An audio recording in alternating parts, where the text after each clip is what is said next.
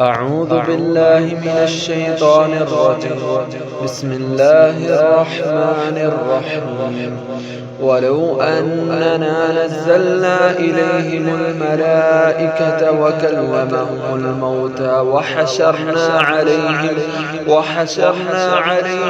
كل شيء قبلا ما كانوا ليؤمنوا إلا أن يشاء الله ولكن أكثرهم يجهلون. وكذلك جعلنا لكل نبي عدوا شياطين الإنس والجن يوحي بعضهم إلى بعض زخرف القول غرورا. ولو شاء ربك ما فعلوا فذرهم وما يفترون. ولتصغى إليه أفئدة الذين لا يؤمنون بالآخرة وليرضوه وليقترفوا ما هم مقترفون. أفغير الله أبتغي حكما وهو الذي أنزل إليكم الكتاب مفصلا والذين آتيناهم الكتاب يعلمون أنه منزل من ربك بالحق فلا تكونن من الممترين. وتمت كلمة ربك صدقا وعدلا لا مبدل لكلماته وهو السميع العليم. وإن تطع أكثر من في الأرض يضلوك عن سبيل الله إن يتبعون إلا الظن وإن هم إلا يخرصون. إن ربك هو أعلم من يضل عن سبيله وهو أعلم بالمهتدين.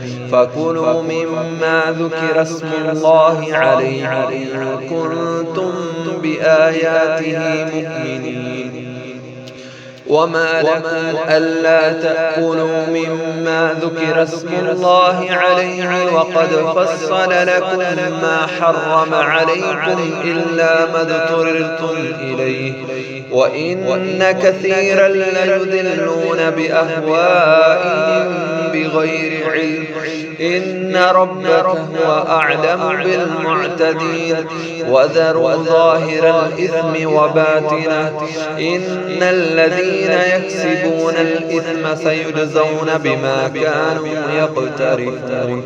ولا تأكلوا مما لم يذكر اسم الله عليه وإنه لفسق وإن الشياطين ليوحون إلى أوليائهم ليجادلوكم وإن أطعتموهم إنكم لمشركون.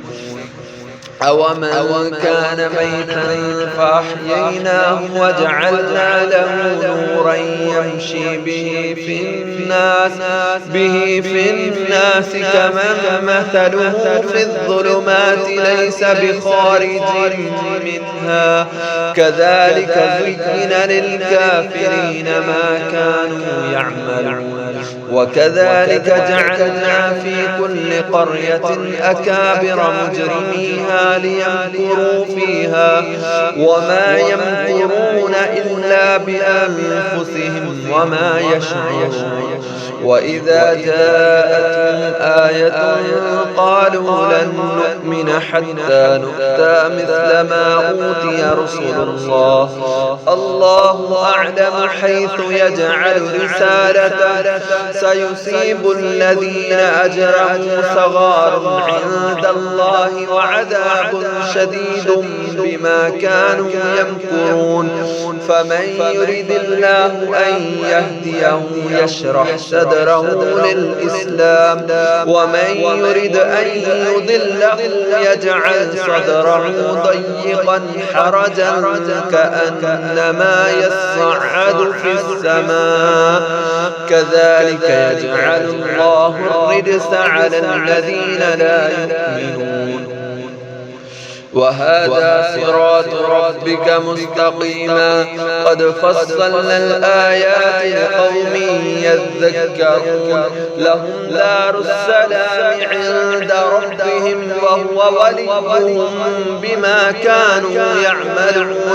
ويوم يحشرهم جميعا يا معشر الجن قد استكثرتم من الإنس وقال أولياؤهم من الإنس ربنا استمتع بعضنا ببعض وبلغنا أجلنا الذي أجلت لنا قال النار مثواكم خالدين فيها إلا ما شاء الله إن ربك حكيم عليم وكذلك نولي بعض الظالمين بعضا بما كانوا يكسبون يا معشر الجن والإنس